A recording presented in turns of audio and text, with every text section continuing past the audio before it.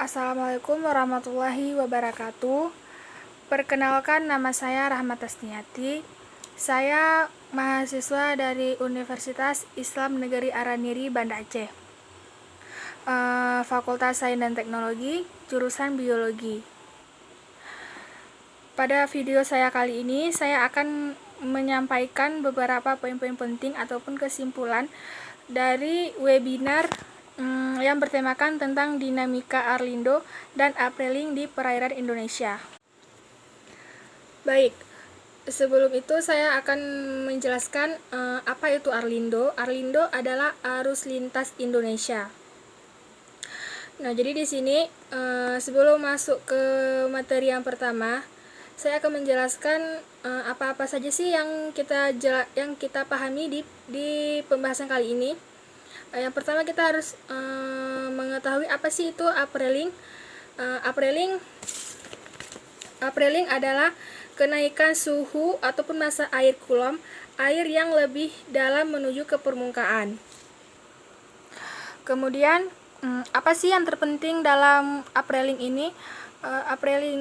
Yang terpenting dalam upwelling ini adalah bahwa kenaikan massa air ini akan membawa air yang relatif dingin dan akan mendinginkan sea surface. Dan ia juga akan membawa juga massa air yang kaya akan nutrien yang sangat bagus untuk pertumbuhan fitoplankton.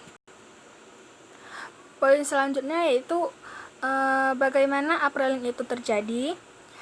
Upwelling itu terjadi yaitu tidak lepas dari peran angin.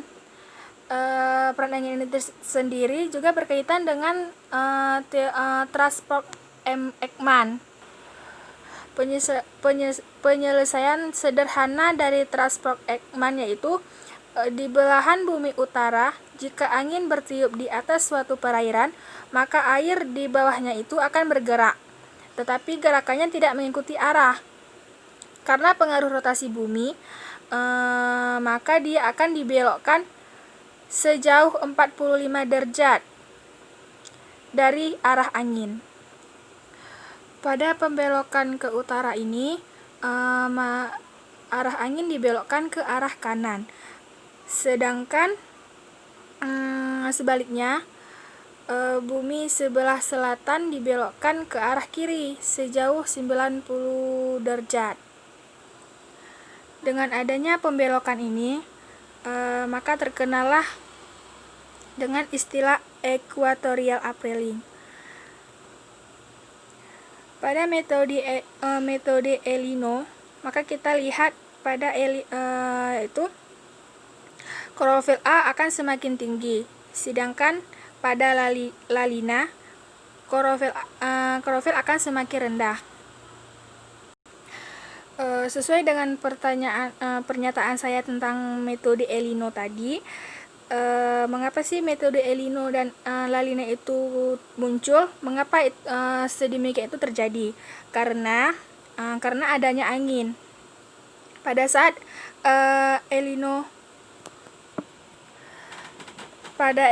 anginnya semakin kuat dan pada La Niña anginnya semakin rendah.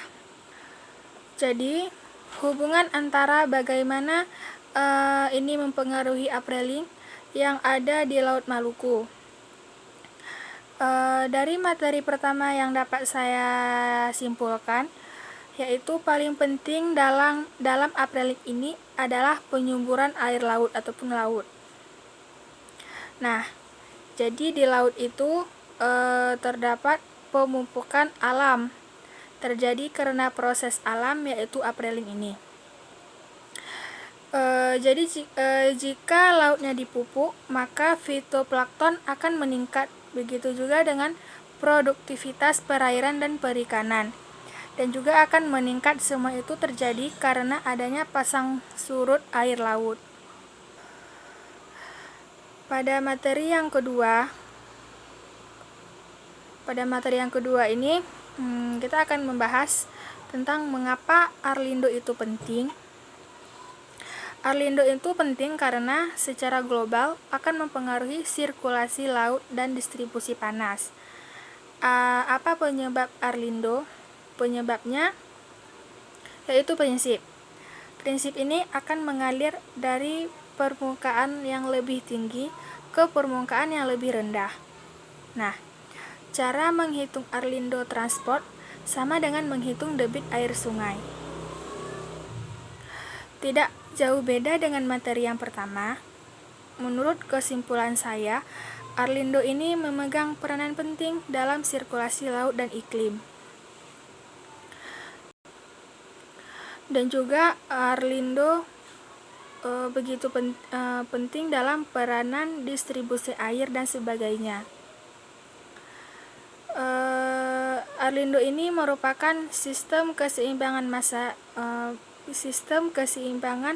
massa air di laut, sehingga yang di daerah panas bisa mengalir ke daerah yang dingin, dan juga untuk sirkulasi nutrien.